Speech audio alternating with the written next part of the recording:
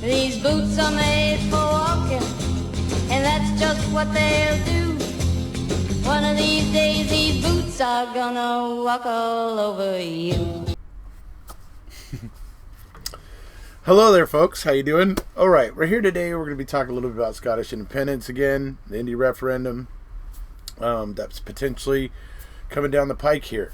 As I said, the Scottish Parliament yesterday voted that they voted on their own that they're going to hold an Indy referendum, and voted that they should be the only ones in charge of holding that referendum because it's a referendum for the Scottish people and that sort of thing. So there's some interesting developments. There may be some court battles coming in the future, in the near future, in the recent, coming up. I mean, obviously, some big moves are being made and some big things are being done. There's lots of independence marches. We've already had 2. There's another one in Arbroath coming up. So there's a lot of things going on. And so, that's why I continue to cover this situation. Now, obviously, my problem that I have here, when I first came into this, I really was like, I wasn't sure what to think. I'm still collecting information, but really, when it comes down to it, over and over again, I see, just disingenuous things coming out of Westminster, and the most disingenuous of all.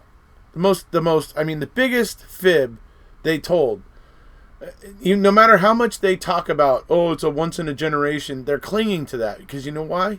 Because they know they went down and made a bunch of promises and told Scotland that their best chance of remaining in the European Union was to remain part of the UK. And within just a couple years, that was already blown out of the water. Okay? And then what happened? The Scots weren't allowed to be part of those negotiations of how the UK was going to leave the EU. They were shut out. So Scotland has plenty of reason to believe that Westminster is not its friend. And what do we usually do? As people, in our lives, what do we usually do when we realize somebody is just not a friend? We usually distance ourselves from that person. It's a natural human reaction. So, all right. What we're going to be talking about today is a little video that was inspired by my trusty Ouija friend over there in Glasgow, Miss Sharon Sunshine. We were talking today. We got to talking about Nicola Sturgeon, and we got to talking about Nicola Sturgeon's heels. You may have noticed I played a little clip on the way in, right? We got to talking about her heels, and I just started thinking of that Nancy Sinatra song, and was thinking, that's interesting. So then Miss Sharon Sunshine shared with me a link of some of the various shoes that she wears, and I gotta say, she wears some very, very smart heels.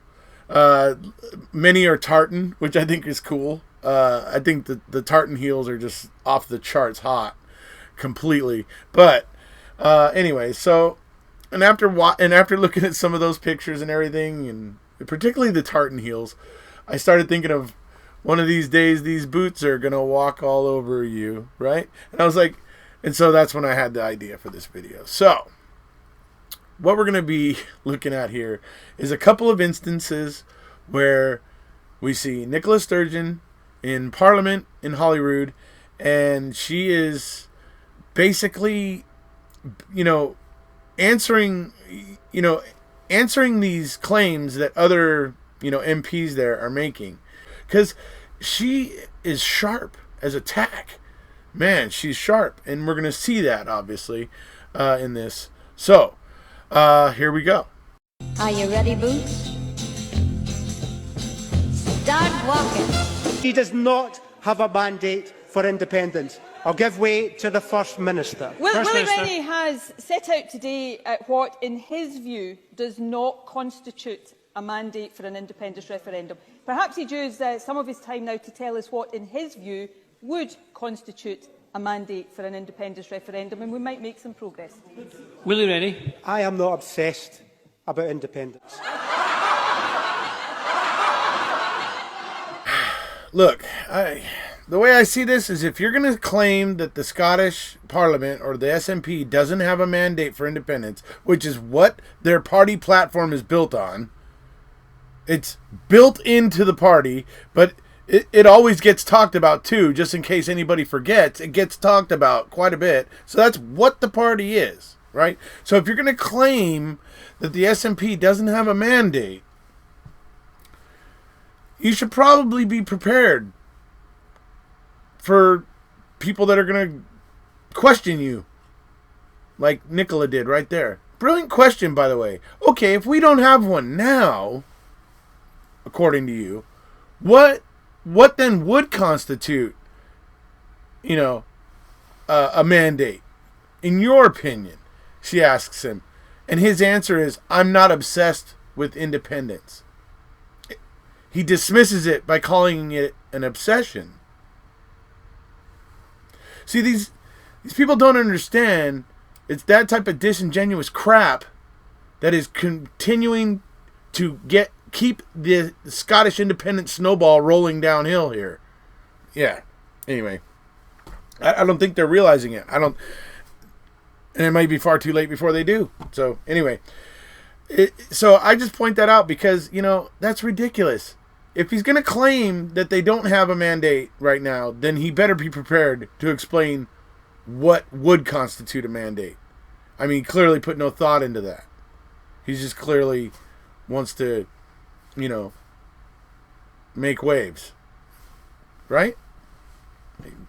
I mean, it's always good to have substance to back you up. Anyway. All right, so the next one here, we're going to move into. Are you ready, Boots? Start walking. When I was thinking about what Richard Leonard might ask me about today, I thought he won't really go on PFI, will he? But he has, and who am I to complain? So let me firstly give the background. We use the non-profit distributing model because if we hadn't done that, because of the £6 billion cumulative cut to our capital budget imposed by the Tories, we wouldn't have been able to build the 117 schools, the hospitals and the other public sector buildings. We did that through a system where we made improvements on Labour's PFI, so profit capping. Under Labour's PFI, if surpluses were made, do you know where they went? They went into the pockets of investors. Under our system, surpluses got reinvested into the public sector. Under Labour PFI projects, the repayments under Labour's projects amount, because they're still being paid, to 5.5 times the capital value of the project. We got that down to just 3.5 times. So we made the improvements that Labour didn't make. And I can't believe that Richard Leonard has got the brass neck to stand up here and talk about PFI. I went back to look at a report which I wrote 25 years ago, and here is an extract from it. Here's the report. The PFI is something of a contrick. Richard Leonard, wrote a report 25 years ago. Isn't it a real shame that the Labour governments who followed in the years after that ignored everything Richard Leonard said, and it took an SNP government to act on the things that he said, capping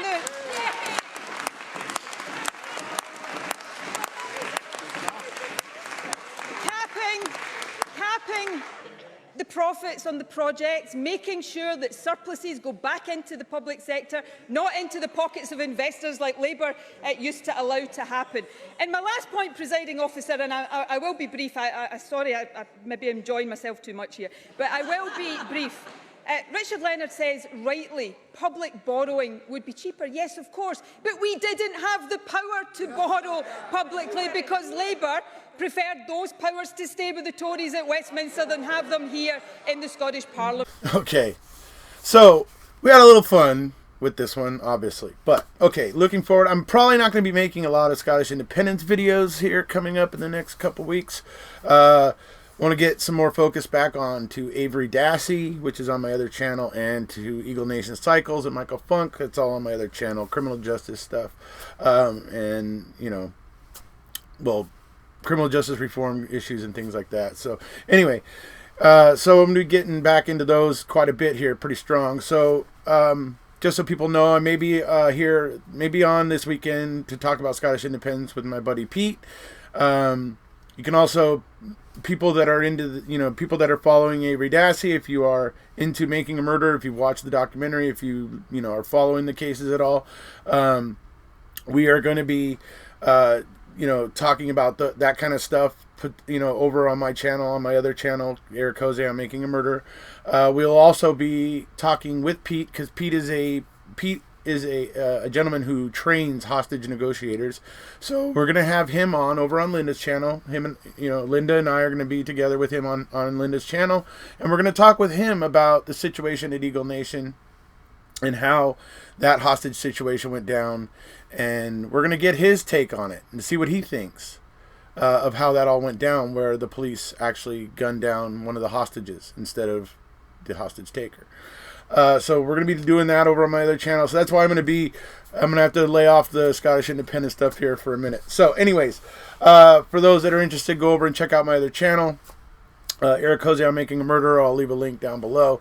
And, looking forward to, obviously talking with Pete soon and about this and about Eagle Nation, and potentially in the future also Making a Murderer. And, Avery Dassey. So that's about it for this one, folks. If you haven't already, please hit subscribe, and we'll see you.